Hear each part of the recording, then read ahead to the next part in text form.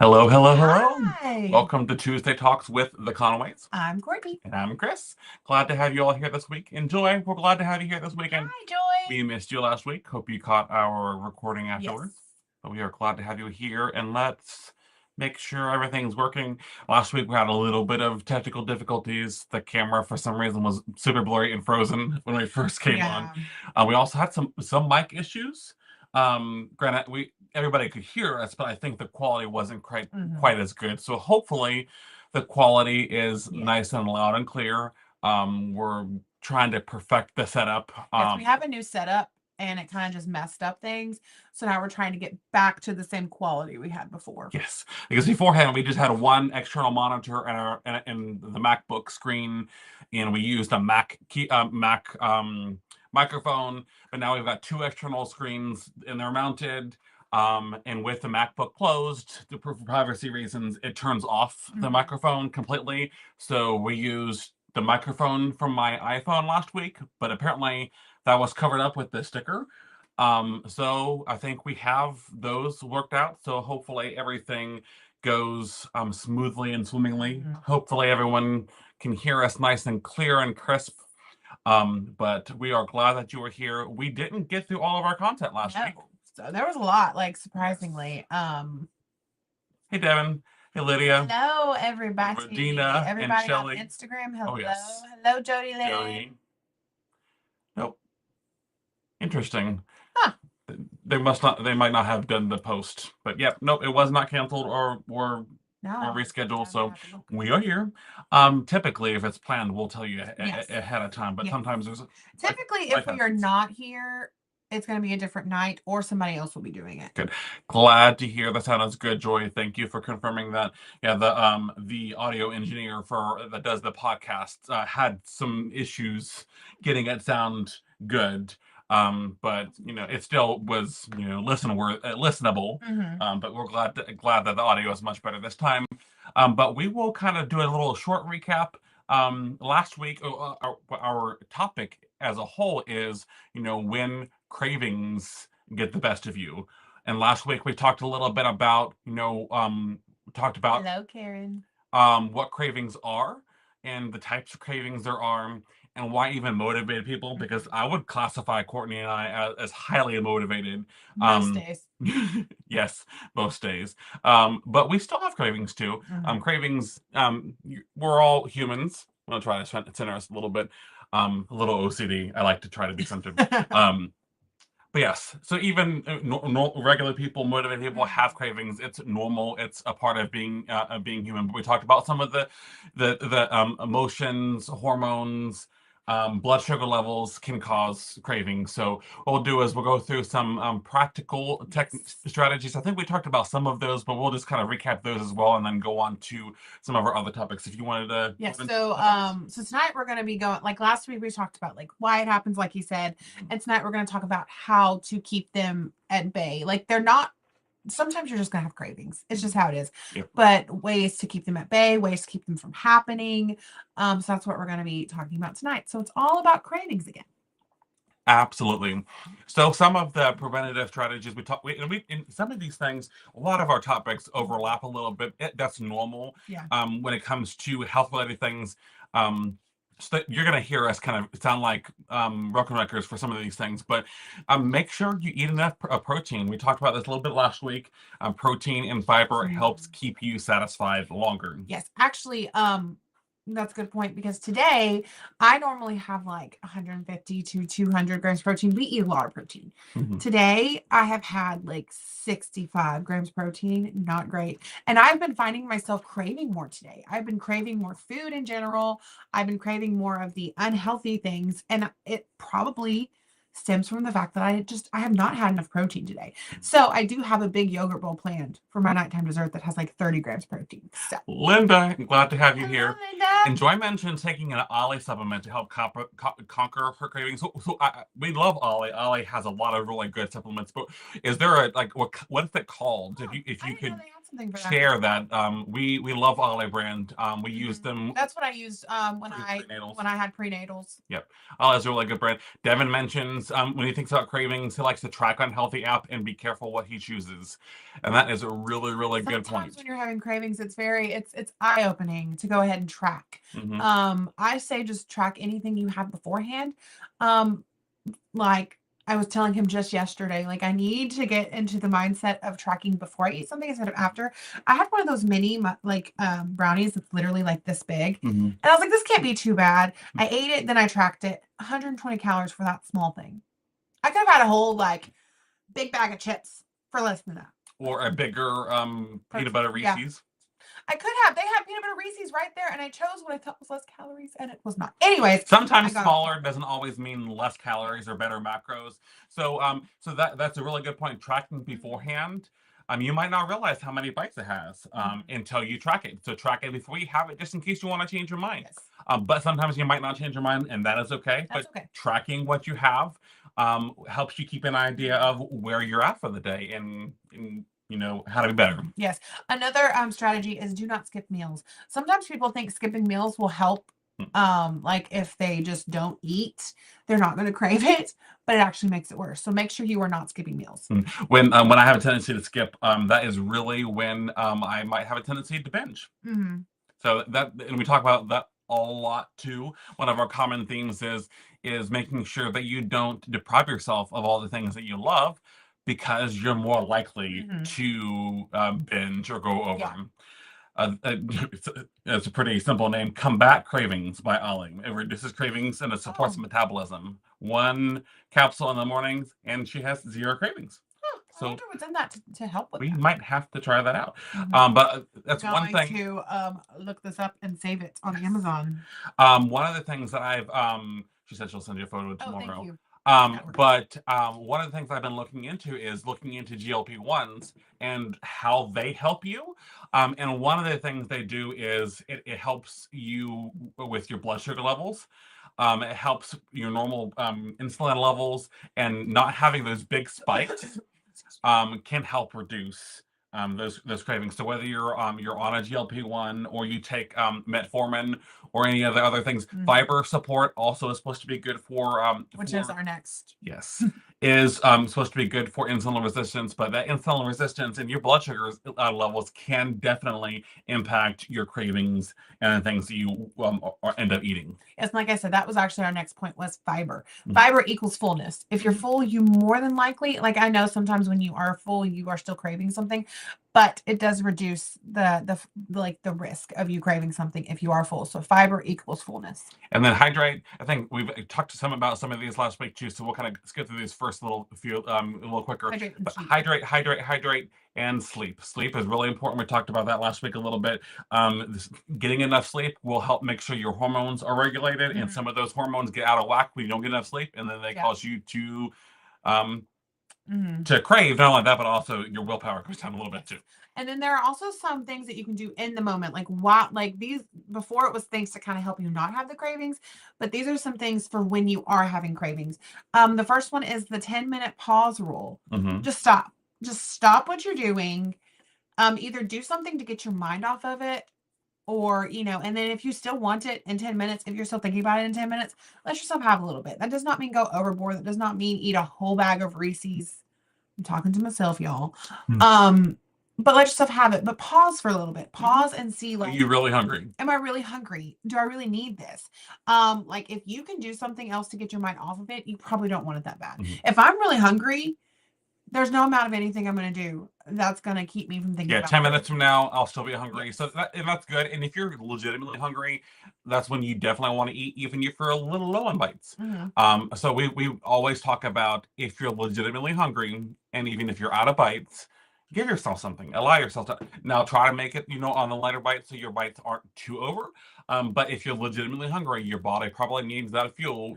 Give it what it needs. You don't want to deprive it of things. That's also goes back to binging. Linda mentioned she found some peanut butter filled pretzels that were on sale, and 9 pieces for 130 calories, which is really nice. I love peanut butter. I love pretzels. All of that is really good. And peanut butter has some really good healthy fats in there for you. And a little bit of protein. Yes, absolutely. And Joy mentions her fiance does some PB pretzel bites from Costco. Have to check those out. Yes. Another thing that you can do if you are craving something is drink something first. That goes back with the hydration. Water, tea, coffee, even. Carbonated beverage like sparkling Right, water. sparkling water, like at night, I make me a sparkling water almost every single night. I will flavor it with some sort of flavor packet, and it really does help. I tend to have my sweet cravings at night, and I have really, really found that the flavored sparkling water does help with my sweet cravings. And I try to have at least a cup of water before any of my snacks or meals. One that also makes sure that I'm legitimately hungry and not just thirsty. But that takes some space in my stomach so that when I go to have my snack, I tend to be more satisfied a little bit quicker because I've already got something volume-wise sitting in my stomach. Yes. Another thing that I have heard some people do is, like, especially if it's their nighttime cravings, they just go ahead and brush their teeth for the night, and then they're less tempted to give in. Now, I do think that's great, but also sometimes you just need to let yourself have what you want in moderation. And sometimes that doesn't work. I think we've mentioned before when we talked about. I brushed my teeth and then still had what I was craving. Yeah, somebody mentioned on one of our past episodes that for her, brushing teeth does nothing for her. So that might not work for everyone. Yes, Todd, hydration is a huge impact. It helps keep you full, but also sometimes you legitimately are thirsty and you're not hungry. Yes, just today, our daughter was saying she was hungry and she just had like a lot of dinner. Like she actually said she was full, and then it was like 10 minutes later, she's like, I'm hungry. And Chris was like, drink some water. I guarantee you're not really hungry. I guarantee you're thirsty because you drink just some ate water. A whole meal. And then after 10 minutes, if you're still hungry, we can have something. But she didn't ask for anything after she had some water. So she was good to go. Absolutely. And then work on smarter substitutions. If you have that craving and you want to have that, give yourself some things. Yes, because absolutely, like, there are substitutions, but sometimes you want what you want. And sometimes you need to give yourself that. And I know we keep repeating the words in moderation, but sometimes you do need to let yourself have it in moderation. But then there are also some substitutes. My arm is gone.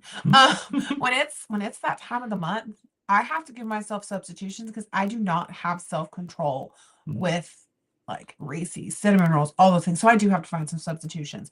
So sometimes you need to find substitutions that will give you what you're craving without having, 500 calories for one thing. Like we mentioned, protein desserts. We've done. She's going to have a yogurt bowl later on that has quite a bit of protein in there, but we'll give her the sweet tooth. If you like meat and you like savory things, I love chips.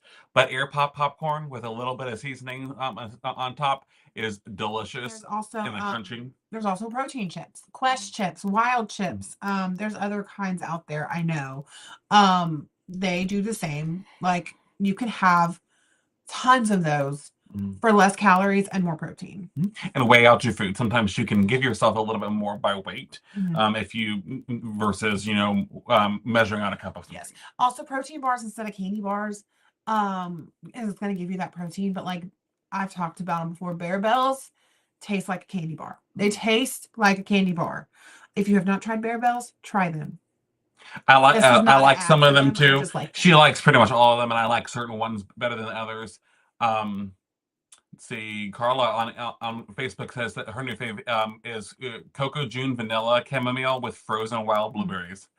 That sounds delicious. We were actually at Sam's earlier today, and they had a protein berry smoothie mix that had 10 grams of protein by itself. And then when you add milk, which if any of you follow us on Instagram, we do the protein milk. So the ultra filtered milk. So that also has a pretty substantial amount of protein. I'm going to be trying one of those later. That will give me some of the fruits and then quite a bit of protein. Quest chips are really good. Quest chips are probably my favorite, like regular kind of chip when it comes to protein. Quest chips, they're so good. But these taste really good. The wild chips. Yes, these do have about half the protein, but the ingredients, like if you are about like Whole Foods and stuff, the ingredients much better. These are made out of chicken. Yes, chicken and egg whites, I believe. Yep, quite delicious. But yes, Carla, yogurt. I do yogurt a lot. Greek yogurt, flavored yogurt. She does the vanilla yogurt in her yogurt bowls. She'll do those with a little bit of Cool Whip, the no sugar Cool Whip. And then sometimes I will do like protein cereal. Other times I will do like Reese's or just something sweet because I want mine real sweet. If I want a yogurt bowl, I'm usually craving something sweet. But one thing to remember is sometimes you cannot depend on your willpower. Mm-hmm. Sometimes you're going to need to find other alternatives or other things to help you get through, because sometimes willpower, I know it's hard to hear sometimes, but sometimes willpower is not enough. Yep. Yep. So we've mentioned this before. Courtney has talked about it. The 80-20 mindset.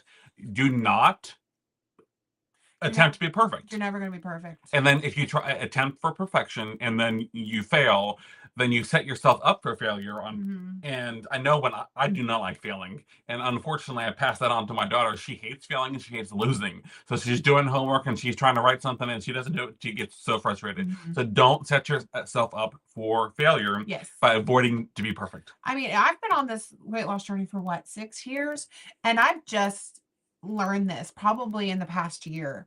I would have like my cheat days, and those days would be just all gone. But then I'd have my perfect days.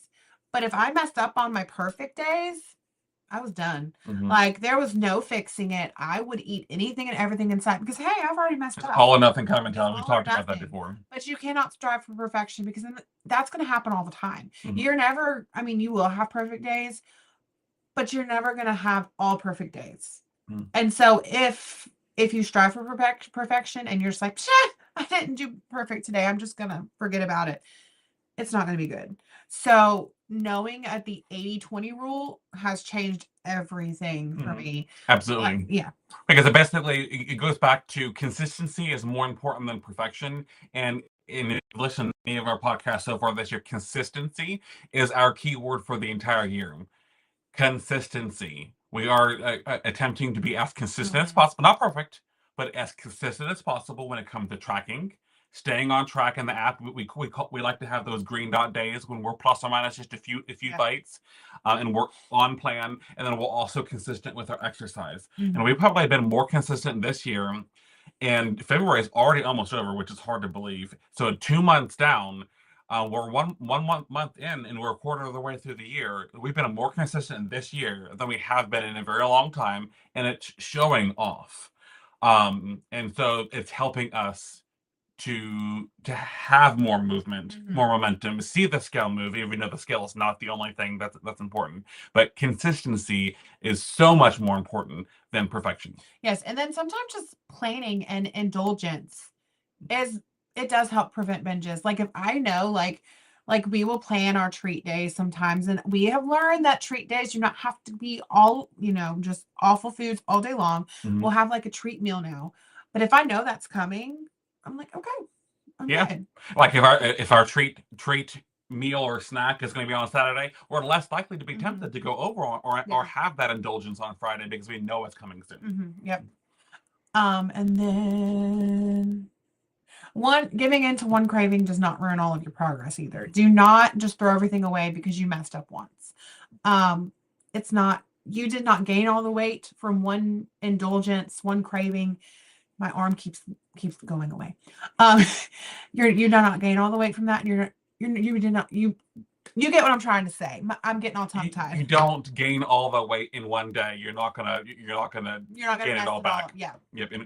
From one day or from one messed up. So consistency over perfection. Make sure you work on that and take your mind off it. Now we have a couple of quick kind of tips that help beat cravings. I know for me, if we go to the grocery store and we're hungry, not good.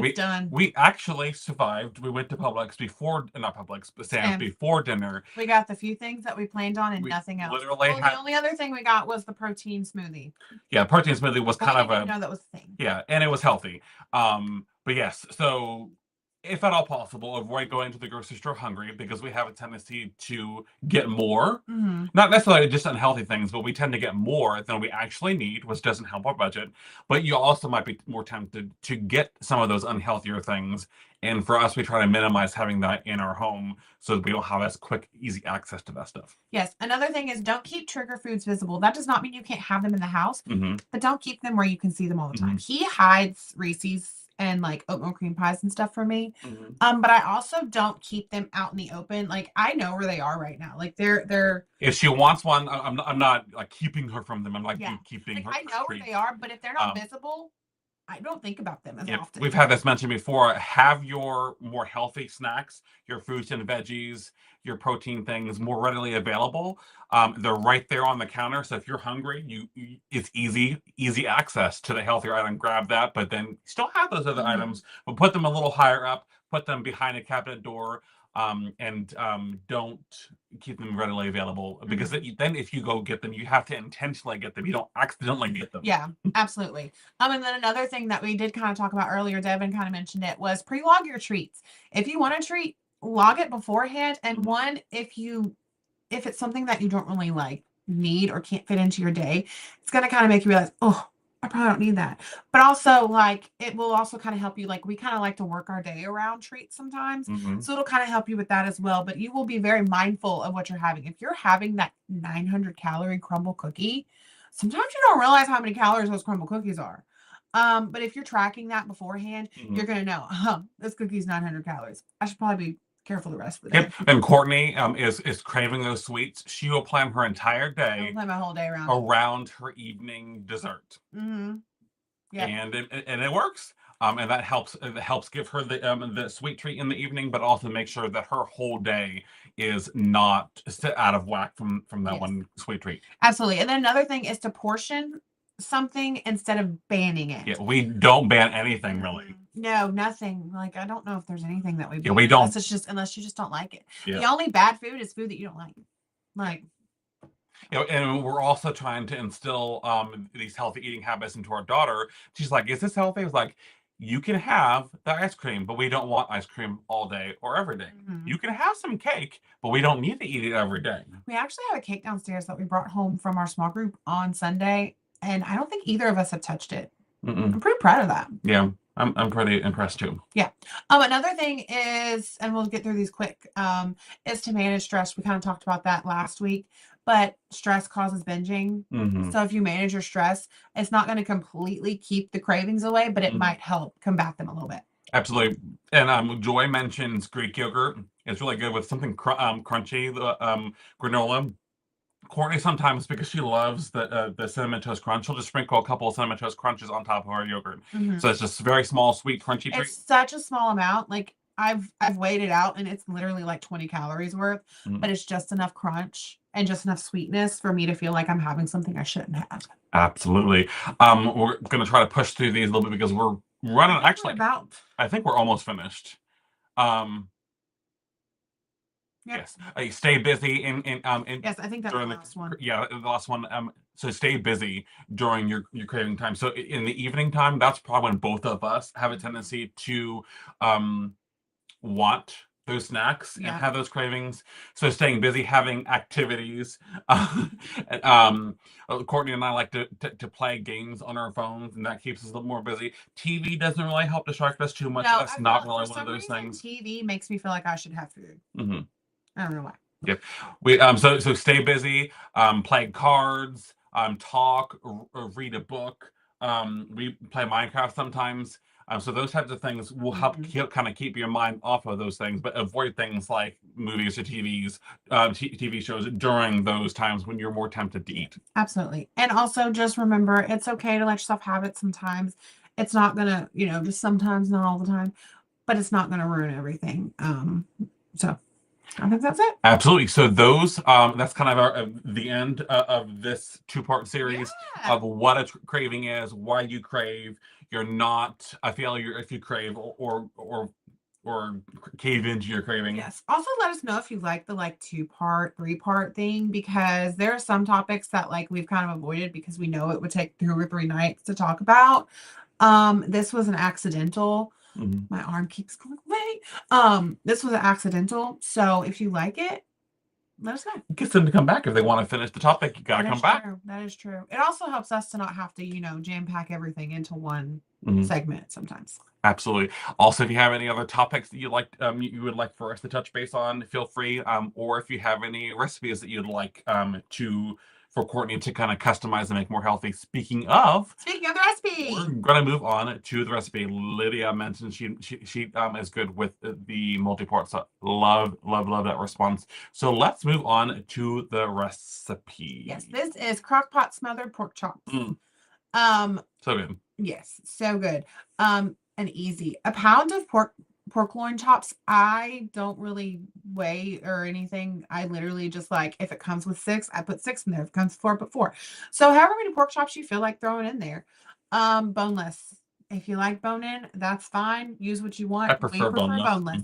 boneless. 21 ounces, which is 2 cans of the 98% fat-free cream of mushroom soup, a half a cup of beef broth, or if you want more protein, you can use beef bone broth.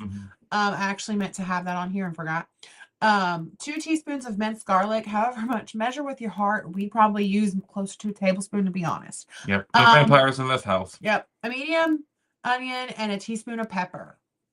Add the pork chops to the bottom of the crock pot, slice the onion and put it on top of the pork chops. Combine the cream of mushroom soup and the seasonings in a bowl. Pour that over the pork chops. You can also add whatever other seasonings you like. A lot of my recipes, I just leave seasonings up to the person because everybody likes something different. But anyways, cook on low for 6 to 8 hours. The lower the better because it's going to keep it from getting dry, and it's going to keep it like, what's the word? Like juicy and just yeah. And it's going to fall apart. Like it's so good. Now I want to make this. But anyways, cook on low for 6 to 8 hours and serve over mashed potatoes, rice, pasta. Those will be additional bites. You can even do like zoodles or just serve it by itself. It's delicious by itself as well. This is 220 calories, 5 to 6 bites. 5 to 6 bites, 11.7 net carbs, and 20 grams of protein. If you use more than a pound of pork chops, all of that will change, but absolutely. So this is quite delicious. It's one of those easy crock pot meals. I think I might have to go buy some pork chops soon. So I think there's some in the fridge. Sweet. Yeah. So let us know if this is something that you are interested in. Healthy will post this recipe on their Facebook page, Instagram tomorrow, and then this recipe will also be available on the Healthy app website, their blog, along with recipes from lots of other coaches. So if you want to catch up on some of our past recipes, feel free to go to the Healthy app website and take a look at those.